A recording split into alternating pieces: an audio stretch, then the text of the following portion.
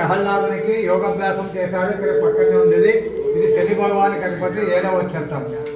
ఇది 8వ క్షేత్రం. చక్రవట నరసింహస్వామి సంగీత ప్రియుడు. గాంధర్వులు భరతనాట్యం చేస్తుంటే తాళం వేసుకుంటారు చేతులు.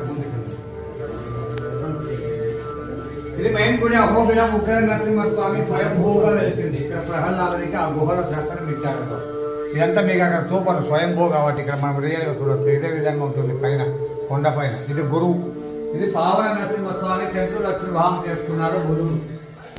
మాలోల నరసింహస్వామి మహాలక్ష్మీదేవి చేతుల తామరకు ఉండే పుత్రుడు.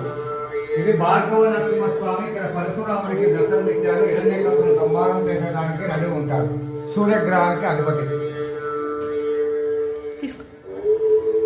అది కాళిక నరసింహస్వామి. మీరు పైన వచ్చేదారిలో రోడ్డు పక్కన నుండి హనుమానికి దర్శనం ఇచ్చాడు. నేనే రాముని, నేనే విష్ణునని. 3 కన్నులు ఉంటాయి చంద్రుడు.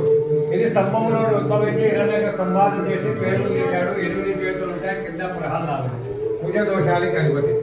ఇది వరా నరసింహస్వామి. పైన భూదేవి. భూ వరహ అంటారు. రావు కనుక జ్వాలాభూపులమాలూల క్రోడకాలించ భార్గవ యుగాంతో చత్రవటో పావనో నవమూర్తి ఆయ